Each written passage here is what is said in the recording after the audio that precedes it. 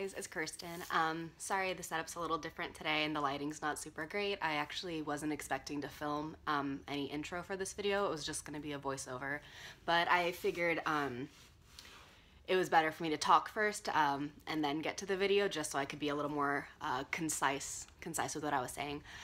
So in today's video, it's a follow-up to my last drawing video that I posted about how to use reference. And in my last video, I showed how to use reference using photography or pictures that you find online.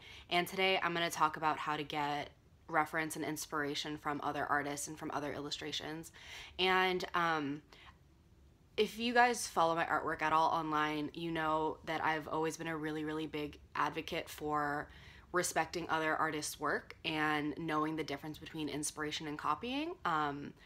Because I think there's this really big misconception that you can copy someone else's artwork line for line, or take an image that might not be colored, copy it, and then color it, and suddenly it's your own image, even though the original idea was not yours, and call it inspiration and put it online, and have it be like a representation of your work, even though it wasn't your original idea. And I've talked before that there are some artists who don't mind their work being copied, and that's fine, but I personally am an artist that does not like for my work to be copied and then posted online. I've talked about it a lot, and my biggest issue is people who don't respect that. So today I want to talk about how to be inspired and to learn from other artists that you really like, and how to pull inspiration from them, but in a way that doesn't copy them. Because I feel like what people don't understand is that it's not just you copying to learn, or it's not you showing that you like an artist. Like it truly and honestly is you taking something away from that other artist. Any artist that you admire, I guarantee you, has spent years and years building their craft and working on their skills and building up to where they are now.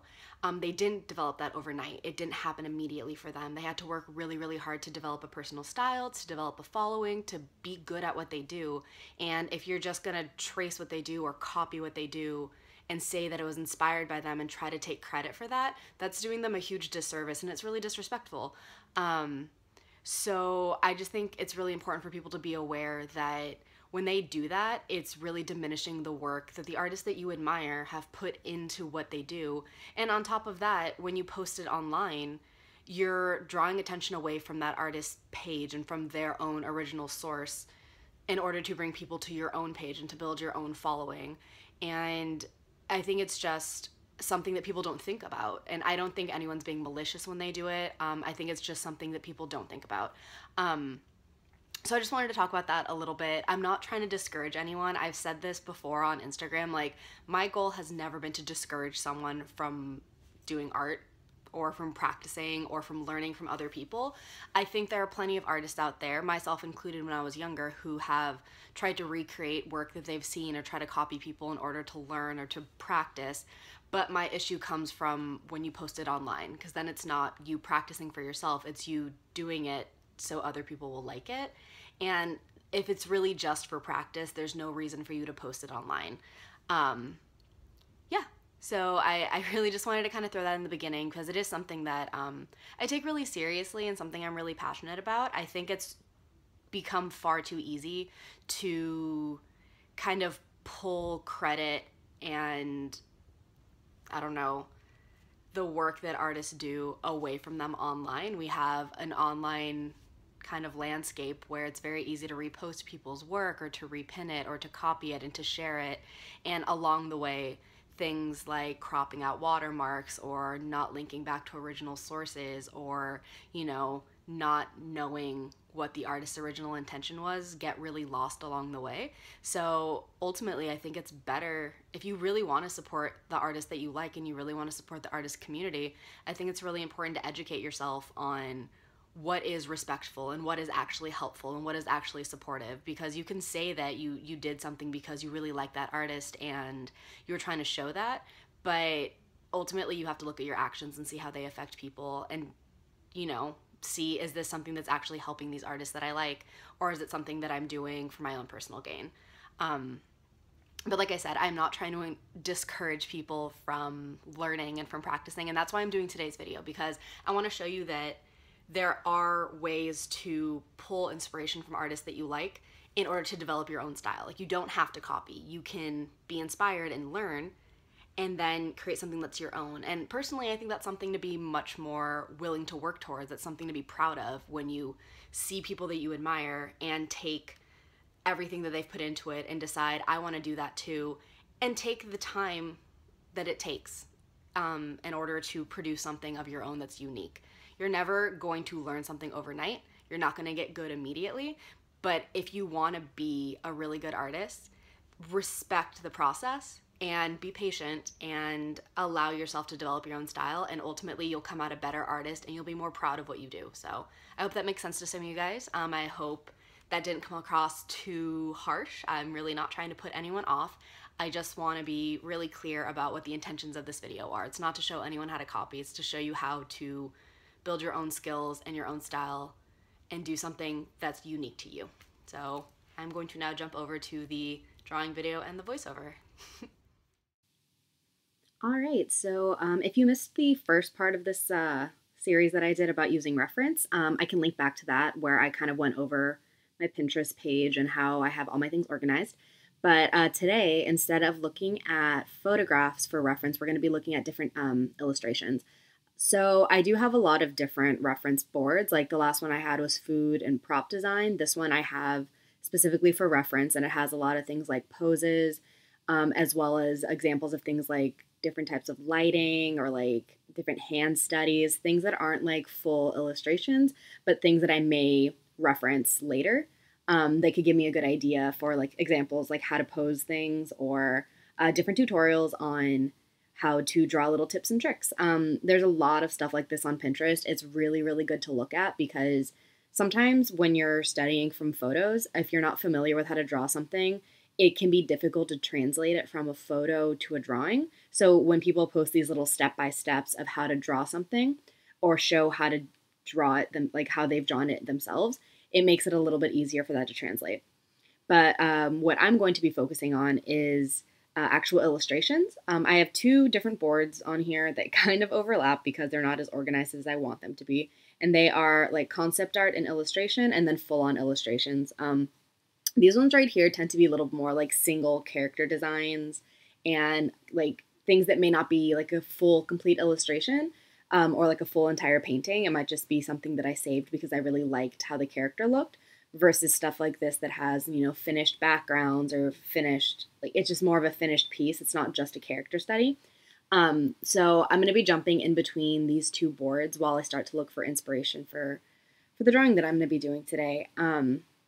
So I think it's really, really important, and I mentioned this in the beginning part of the video, to distinguish between copying and inspiration. For me, at least, inspiration is figuring out what you like about a particular piece and using that in a way that translates into your work without copying something line for line or detail for detail.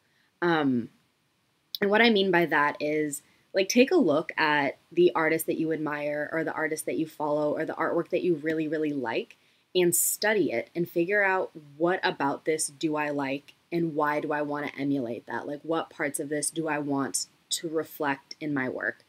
A lot of people, if you follow my work, know that, for example, I really like drawing women and I really like drawing curvy women.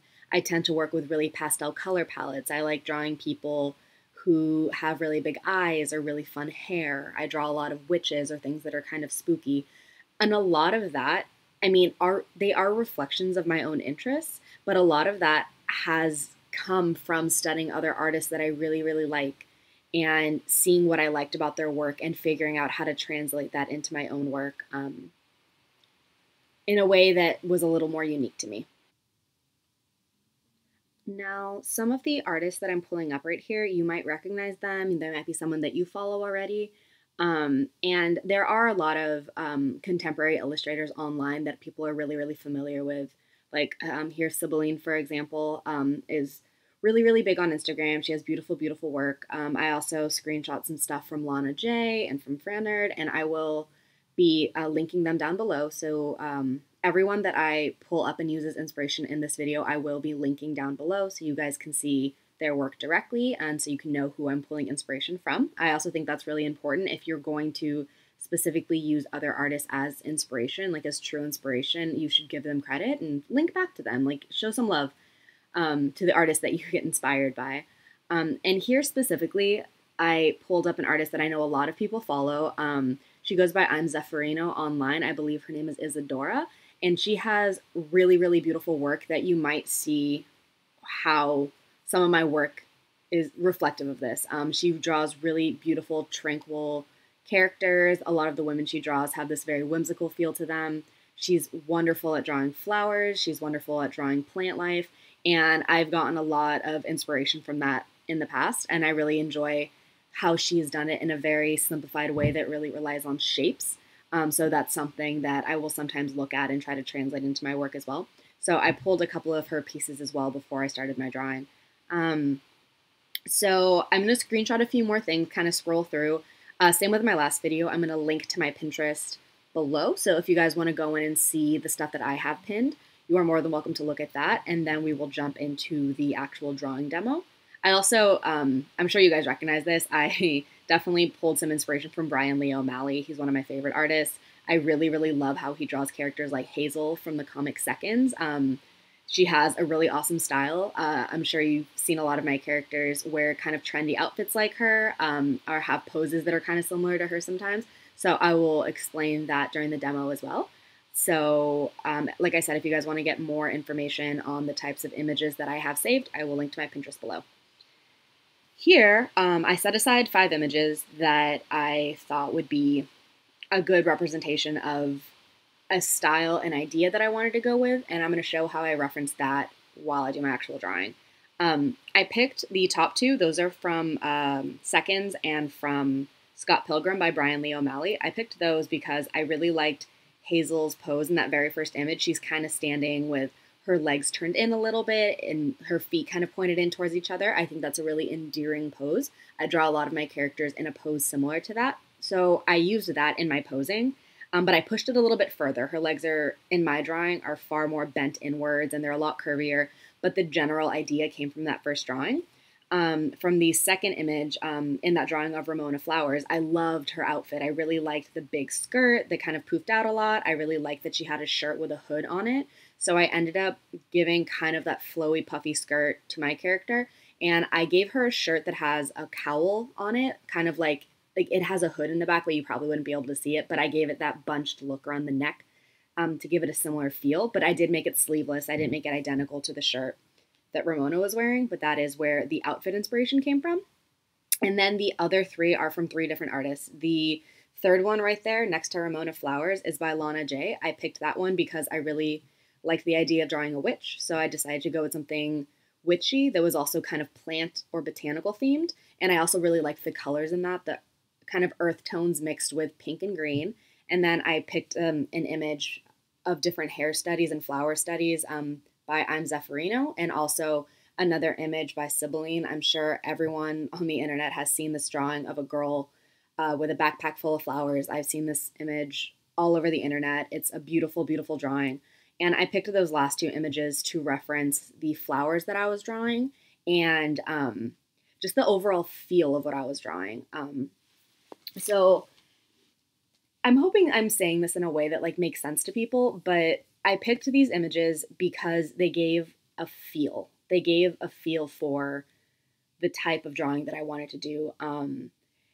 It wasn't about me copying someone exactly. It was about looking at these artists that I really enjoy and picking what I liked about their work and trying to translate it into mine. So having a pose that I thought was really endearing or really fun, and using a color palette that I thought was really pretty, that is really reminiscent of color palettes that other artists might use, or developing like different parts of the drawing. Like for example, the flowers that I drew are not dissimilar to some of the flowers that Zeffirino uses, but mine have a little bit of a different shape. I add a little bit more line work and detail to mine because that's just personally how I prefer to draw.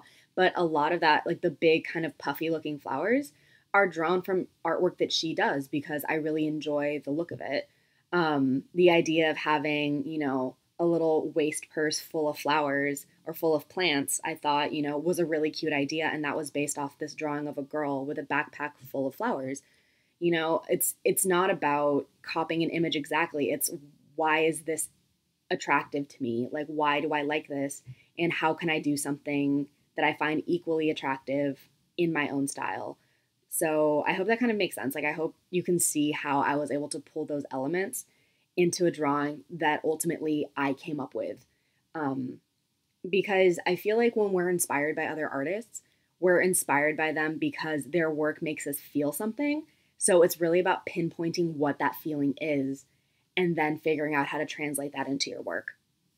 So, yeah, this is kind of where the overall drawing went. I think, hopefully, you can tell, I still pulled that color palette from the witch drawing that Lana J did, but I made the colors much more muted and I added more earth tones to it. So it wasn't just pink and green, it was a little bit more muted, but still gave kind of the same feel. I also picked a girl with a little bit of a shorter pink haircut, much like her character was, but drawn in my own style. Um, yeah, the demo itself was really, really quick. I never intended for this drawing or this like video to be a start to finish of how to kind of like make something based off other people's work. It was more about the process of learning what to look for and learning how to identify the difference between copying and using real reference. Because I think there's a lot to be said for using reference and to admire other artists and to learn from them. I think there's a lot of room to learn and to grow as an artist because of that. But it's just really important to know that you are working towards something unique and something that you create yourself, not just copying someone else. So I hope that was helpful to some of you guys. If you have any questions about anything that I've said, please feel free to leave the comment or leave it in the comments down below, and I will do my best to answer it. If there's anything you want me to address in a future video, go ahead and leave that in the comments as well. Go ahead and give this video a like if you liked it, and subscribe if you want to see more videos like this. And until my next video, I hope you guys have a great day.